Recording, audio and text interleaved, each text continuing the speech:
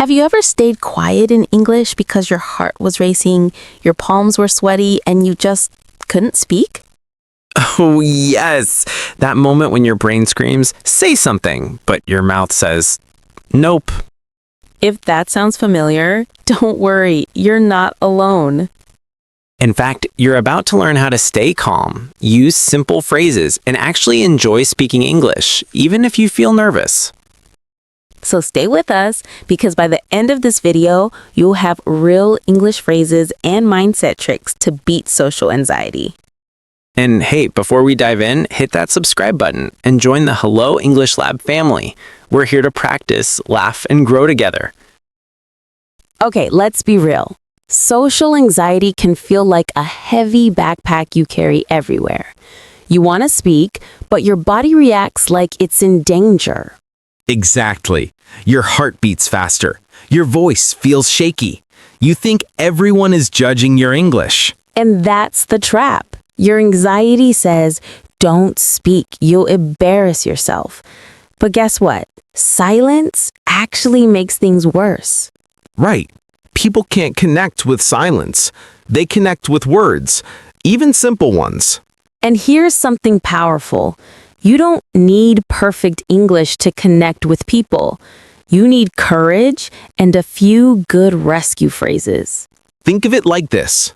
If speaking English is a mountain, anxiety makes the mountain look taller.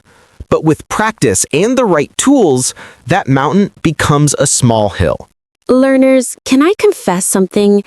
I used to have terrible social anxiety. Wait, you? The teacher who talks all day? Yes. Picture this. I was in university, and during group discussions, my face turned red, my hands shook, and I stayed silent. Even when I knew the answer, I didn't speak. Oh, I know that pain. I remember being in a cafe in London. The barista asked for here or to go. Simple, right? But my brain went blank. I just froze, staring like a deer in headlights. What did you do? I whispered, yes, which made no sense. But you know what? The barista still smiled, clarified, and gave me coffee. The world didn't end. Learners, did you hear that? Even when James froze, he survived. That's proof. Freezing in English doesn't mean failure.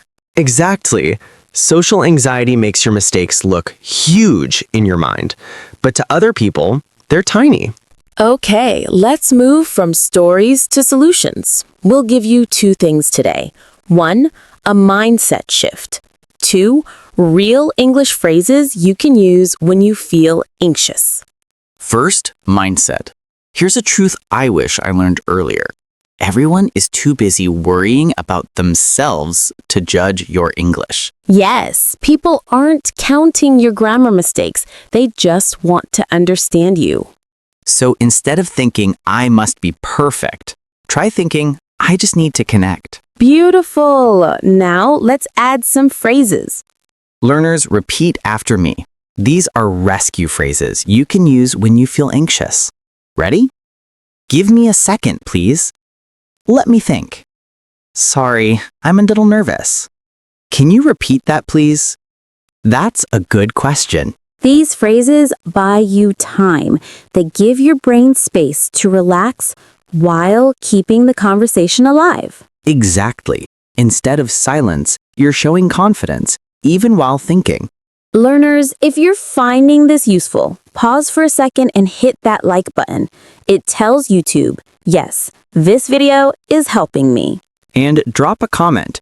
I will speak even when I feel nervous. We'll be cheering you on. All right, learners, in part 1, we gave you a few rescue phrases.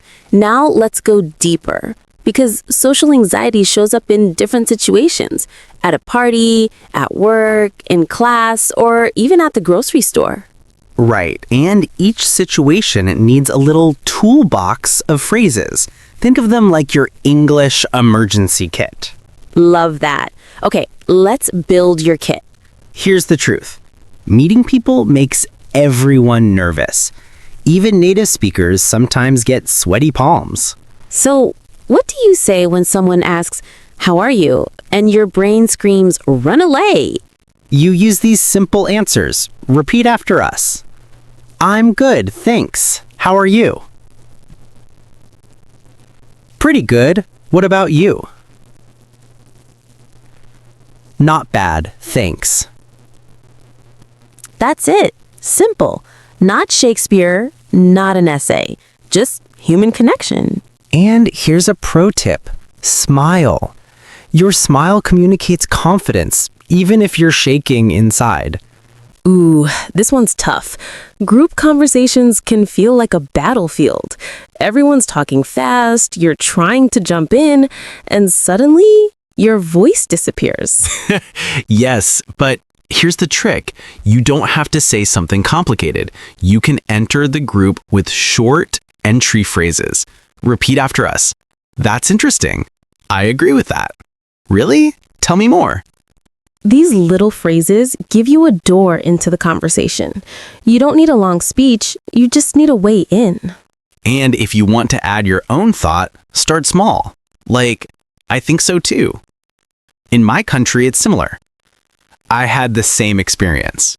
Boom, now you're part of the group. Social anxiety loves to whisper. If you don't understand, just nod and pretend. But that's dangerous, right? Exactly. Pretending creates confusion. The confident move is asking for clarification. Repeat after us. Sorry, I didn't catch that. Could you say it again? Can you speak a little slower, please? What does that mean? These phrases are not weakness, they're strength. They show you care about communication. And trust me, native speakers do this too. I ask people to repeat themselves all the time. Another anxiety trigger is ending a conversation. You don't want to look rude, right? Exactly. So, learners, here are polite exit phrases. Repeat after us. It was nice talking to you. I should get going, but let's talk again. Thanks for the chat.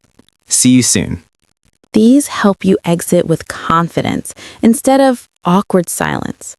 Okay, learners, now it's practice time. We'll do real-life role plays. You repeat with us like a rehearsal for your next conversation. I'll be the host. James, you be the nervous guest. Hi. Hey, glad you came. How are you?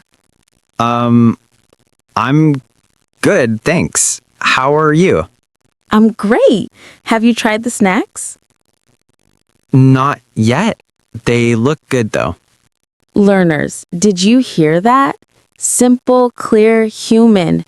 You don't need perfect grammar, just a friendly answer. Okay, this one is big. Asking for clarification. Ready? Sure. James, can you finish this report by tomorrow? Sorry, I didn't catch that. Could you say it again? Yes. Can you finish the report by tomorrow? Oh, yes, I can. Thanks for clarifying. Boom. Confident, polite, professional. Okay, Sarah, you start a group chat. So, did you guys see the new movie? That's interesting. I haven't seen it yet. Was it good? Yes, it was so funny. Oh, in my country, we love comedies like that too. Learners, repeat. That's interesting. Was it good? See, you're in the group. All right, let's end this chat politely. So, what are your plans this weekend? It was nice talking to you, but I should get going. Let's talk again soon. Perfect. Learners, repeat. It was nice talking to you. And notice the conversation ends smoothly, not awkwardly. Learners, how are you feeling? Do you see how simple phrases can make a huge difference? And remember, it's not about speaking perfect English. It's about connecting step by step.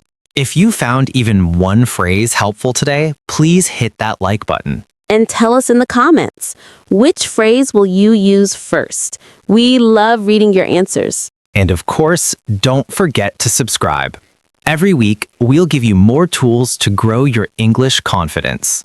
Okay, learners, let's do a quick recap together, like a workout for your memory. Ready? We'll say the situation, you repeat the phrase out loud. Don't just whisper it in your head, use your voice. Situation 1. Meeting someone new. I'm good, thanks. How are you? Pretty good. What about you? Not bad, thanks. Great. Now, situation 2. Joining a group conversation. That's interesting. I agree with that. Really? Tell me more. Situation 3. Asking for repetition or help. Sorry, I didn't catch that. Could you say it again? Can you speak a little slower, please? What does blank mean? And finally, situation 4. Ending a conversation politely. It was nice talking to you. I should get going, but let's talk again. Thanks for the chat. See you soon. Learners, did you feel that? You just practiced 4 big life situations. That's huge progress. Now let's talk about something important. Social anxiety is not just about English. It's about fear. Fear of judgment, fear of mistakes, fear of silence. And here's the truth. Everyone makes mistakes, even native speakers. Sarah, remember when I once said espresso instead of espresso? Yes, and you ordered it loudly at the cafe. Everyone heard. Exactly. Did the world end? Nope. Did people laugh? Yes. But in a friendly way. So, learners, when you freeze up, remember, mistakes are not failures. Mistakes are proof that you're learning. And here's a powerful mindset tip. Instead of thinking, what if I embarrass myself? Think, what if I inspire someone else by trying? Ooh, I love that. Someone watching you speak English, even nervously, might think, wow, they're brave. Maybe I can try too. Exactly. You're not just learning English, you're showing courage. Okay, learners, here's your challenge. In the next 24 hours, use just one of today's phrases. That's it. Just one. Maybe when someone says hello, you say, I'm good, thanks. How are you? Or maybe you end a call with, it was nice talking to you. Write your chosen phrase in the comments right now. That way, you make a promise to yourself and to us. And then tomorrow, try it in real life and come back and tell us how it went. Yes, we'll celebrate your courage together. Learners, if you're still watching, give yourself a pat on the back. Seriously, you've already shown more discipline than 90% of learners. And if today's lesson helped you, hit the like button. It tells YouTube that this content helps people. Also, subscribe if you haven't yet. We post new videos every week with practical English you can actually use. And share this video with a friend who also feels nervous speaking English. Imagine practicing these phrases together. That's double the confidence. Remember, social anxiety doesn't define you. It's just a cloud. And every phrase you practice is sunlight breaking through. Oh, that's beautiful. Learners, keep going. Keep practicing. The more you speak, the smaller that cloud becomes. And if you want the next step, check out our other video, How to Introduce Yourself in English Without Stress. It's the perfect follow-up. Or stay tuned for our upcoming lesson, English for Small Talk. Never run out of things to say. That one will supercharge your confidence. So don't stop here. Your journey is just beginning. And remember, you're not alone. You've got us, James and Sarah, right here in your corner. See you in the next video.